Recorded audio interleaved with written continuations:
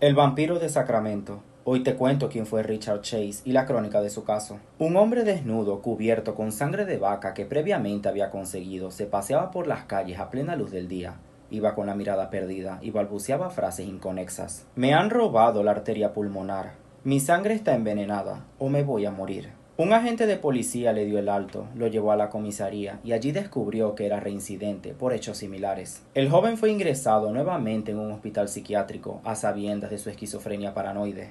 Pero tras su regreso a casa pasó de matar animales a seres humanos. Aquel giro derivó en 6 asesinatos espeluznantes en los que hizo cosas atroces con las víctimas. Richard Trenton Chase nació el 23 de mayo de 1950 en la californiana localidad de Santa Clara en una familia adinerada y disfuncional. Con un padre adicto al alcohol y muy violento que descargaba su ira contra su mujer a la que tenía completamente atemorizada. De hecho, la mujer siempre creyó que moriría envenenada. Aparte de las peleas continuas en el hogar familiar de las que Richard siempre fue testigo, ya desde su infancia el pequeño había desarrollado una serie de conductas inusuales. Nos referimos a la enuresis, la piromania y el maltrato animal. 3 rasgos comunes que presentan las personas que cometen delitos violentos en la adultez, principalmente los asesinos en serie. Dichas conductas se agravaron durante su pubertad por la adicción a las sustancias y el alcohol, lo que derivó en peligrosas paranoias. Richard también creía ser el objetivo de sendas persecuciones. En uno de estos brotes, el joven llegó a afeitarse la cabeza para vigilar mejor un cráneo que cambia de forma y cuyos huesos agujerean la piel.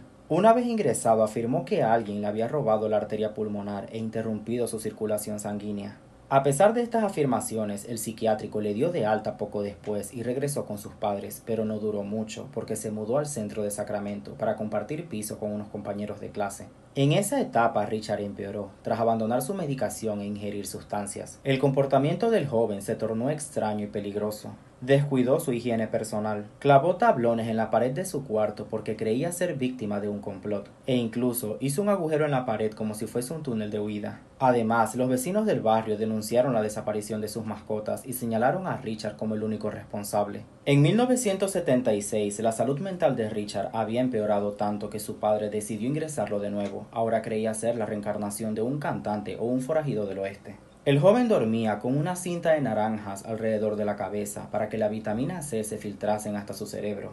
Richard también bebía sangre de animales para sobrevivir y para ello compraba conejos, los cortaba y los licuaba o se inyectaba su sangre. En este último internamiento y ante las insólitas afirmaciones que llegó a hacer en ese periodo, los médicos le diagnosticaron una esquizofrenia paranoide grave.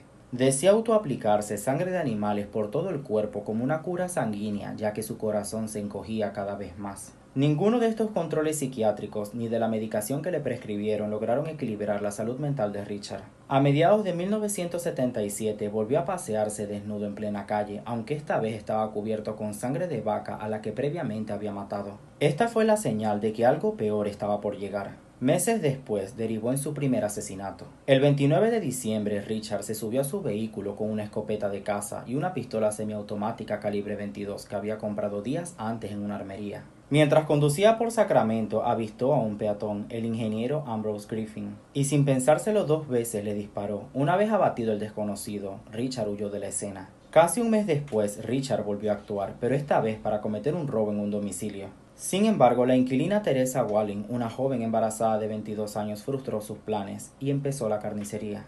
Primero le disparó 3 veces a quemarropa y luego la acuchilló. El 27 de enero, 4 días después de este horripilante crimen, Richard mató otra vez. Ahora irrumpió la casa de Evelyn Mirot, donde se encontraba su amigo Danny Meredith y su hijo de 6 años y su sobrino de 22 meses. Tal y como lo hizo con Teresa, el asesino repitió el mismo modus operandi. Asesinó a los adultos y a los niños a cuchilladas. Luego de cometer el crimen, escuchó a alguien entrar por la puerta y se llevó el cuerpo del bebé que aparecería 2 meses después. Tan pronto como los policías llegaron a la escena del crimen, se toparon con multitud de huellas de Richard.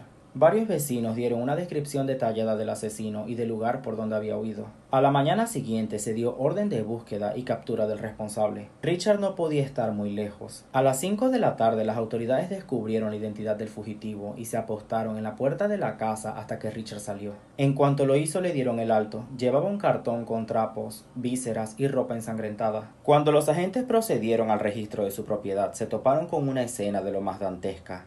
Un hedor nauseabundo, las paredes y los muebles cubiertos de sangre. El suelo del dormitorio con defecaciones, la cocina repleta de huesos y órganos, recipientes de plástico con sangre y también la licuadora donde preparaba sus batidos. Richard guardaba recortes de cierto dictador alemán y de algunos asesinos en serie. Tras su arresto, el bautizado como el vampiro de Sacramento confesó todos sus crímenes, pero por motivos de los más variopintos. Richard aseguraba que sus padres, Frank Sinatra, la mafia y los alemanes habían orquestado toda una trama para asesinarle. También explicó que el primer crimen lo perpetró porque se lo pidieron unas voces. Y en cuanto a por qué arrancó las vísceras al resto de las víctimas, Richard relató lo siguiente. Tenía hambre y me estaba muriendo. Mi sangre estaba envenenada y un ácido me corroe el hígado. Era absolutamente necesario que bebiera sangre fresca. En el juicio celebrado en 1979 ante un jurado popular, el acusado alegó ser inocente a causa de su esquizofrenia. Sin embargo, a pesar de sus declaraciones, el tribunal lo consideró imputable y legalmente capacitado para enfrentarse a los 6 cargos por asesinato. A lo largo de la vista judicial, uno de los psiquiatras que lo evaluaron, el Dr. Ronald, concluyó lo siguiente en su informe. Desgraciadamente, nuestras instituciones solo actúan en caso de emergencia. Después de la catástrofe, la prevención no es nuestro punto fuerte, sobre todo cuando está en conflicto con los derechos civiles de las personas. Richard Chase siempre fue muy bien tratado en nuestras instituciones médicas y judiciales, pero podemos decir lo mismo de las víctimas. El jurado consideró al acusado culpable de planificar y perpetrar los asesinatos, ya que en ningún momento se vieron alteradas sus capacidades cognitivas para distinguir entre el bien y el mal. Debido a esto, fue condenado a la pena de muerte. Richard fue enviado a la prisión, pero meses después de llegar, un policía encontró al vampiro muerto en su celda. El hombre había fallecido de sobredosis. Según los informes, el asesino guardó cada pastilla que los médicos le proporcionaban para equilibrar su estado psicológico. Cuando tuvo suficientes antidepresivos, decidió quitarse la vida. Era el 26 de diciembre de 1980 y Richard Chase eligió acabar con su vida en vez de terminar en la cámara de gas. Y hasta aquí. ¿Conocían esta historia?